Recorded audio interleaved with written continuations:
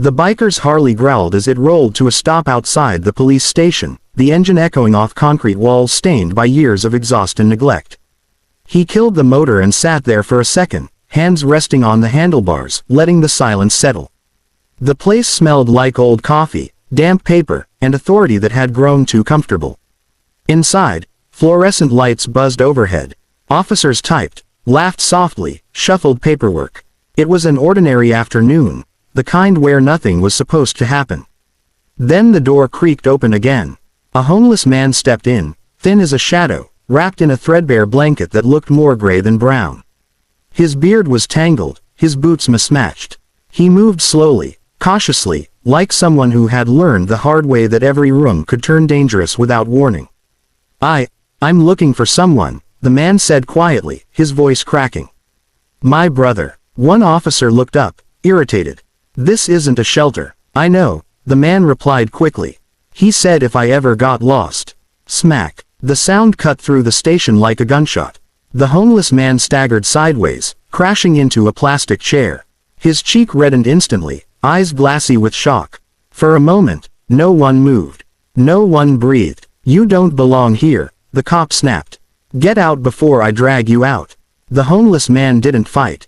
Didn't curse. He just held his face, confusion written deeper than pain.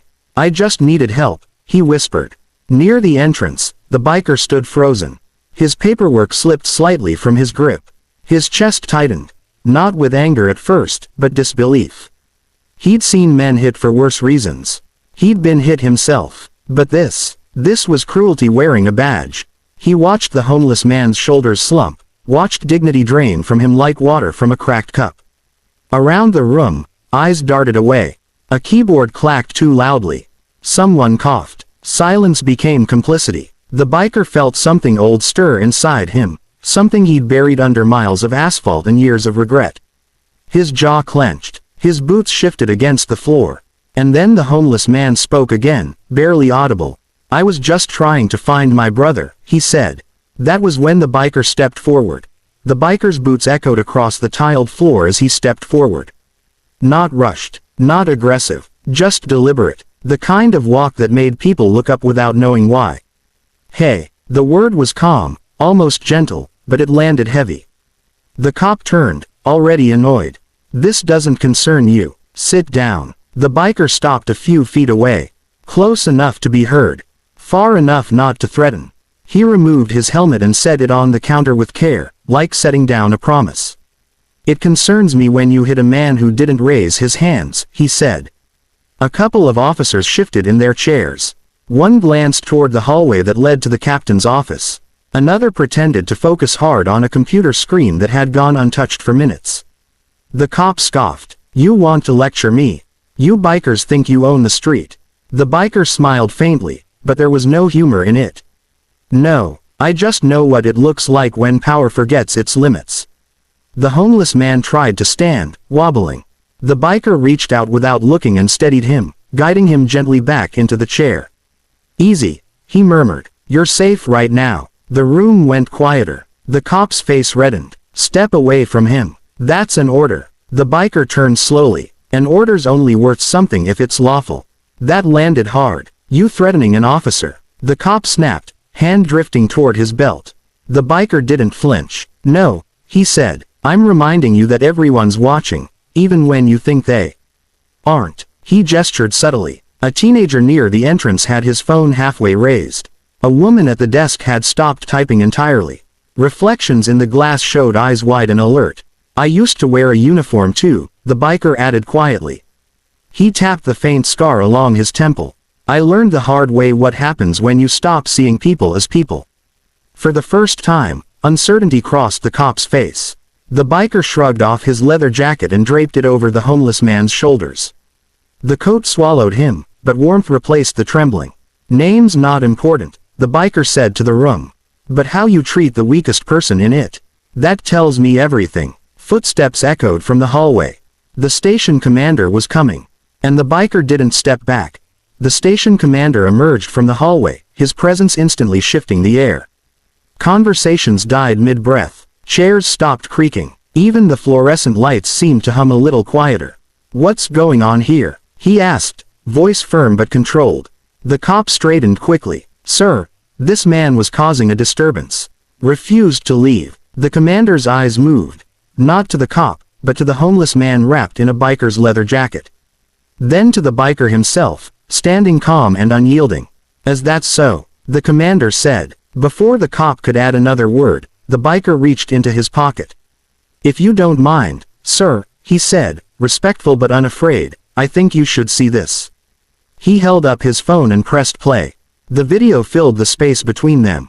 Clear, undeniable. The slap echoed again through the station, louder this time, because everyone was forced to hear it.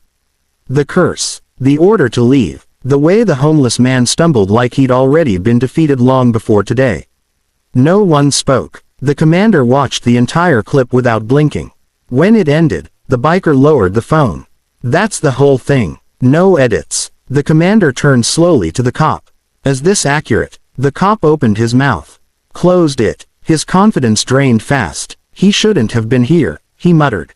"That's not the question," the commander said sharply. The homeless man shifted in his chair. From inside the oversized jacket, his shaking hand emerged, holding a worn, cracked plastic card. "I didn't mean trouble," he said softly. "I just thought, maybe they'd help if they knew." The commander leaned closer. His breath caught. It was an old military ID. "Where did you get this?" the commander asked, voice suddenly quieter. "I earned it," the man replied. 20 years ago. Same unit as your brother, sir. He said if I ever needed help, to come here. To you." The room felt like it tilted. The commander swallowed hard. His jaw tightened. Not in anger this time, but recognition. "My brother spoke of you," he said slowly. "Said you saved his life." The homeless man nodded, eyes shining. "I tried to save his." The commander straightened and turned back to the cop. His voice was cold now. "Officer, turn in your badge and weapon. You're suspended pending investigation." The words hit like thunder. As the cop's shoulders sagged, the truth settled in for everyone watching. This wasn't just a complaint anymore. It was accountability. The station had quieted to a low hum, only the occasional click of pens or shuffle of papers breaking the tension. The homeless man sat in the biker's leather jacket, still trembling slightly, but now it was from relief rather than fear. For the first time in years, he felt seen. The commander approached him slowly, crouching slightly to meet his gaze. "We're going to make sure you're taken care of," he said softly. "Food, shelter, medical help. And your brother." The homeless man's eyes widened, a mixture of hope and disbelief. You found him." A young officer stepped forward, phone in hand. "He's been looking for you too. Been asking around the hospitals." Tears welled up in the man's eyes. He couldn't find words. He could only nod, swallowing the lump in his throat. The biker remained standing, leaning slightly against his Harley in the parking lot. He watched as the station transformed from a place of tension into a place of resolution. Officers whispered to one another, glances exchanged, realization dawning. They had witnessed something extraordinary, one man standing up to injustice in the quietest, firmest way possible. The commander approached the biker. "You didn't have to do that," he said, voice carrying both admiration and gratitude. The biker shook his head slowly, a faint smile curling his lips. "Yeah, maybe not, but someone once did it for me." He paused, eyes scanning the room one last time. "It's not about me. It's about doing what's right when nobody else will." The homeless man's brother appeared in the doorway, breathless, scanning the scene until his gaze landed on him. The reunion was immediate. Cheers, hugs, trembling hands. Years of worry and separation vanished in a single moment of raw emotion. The cop who had struck the man had already been led out, head down, shoulders slumped. His badge and weapon were gone. The hum of authority returned to the station, but it was quieter now, more thoughtful. The lesson lingered. The biker swung back onto his Harley.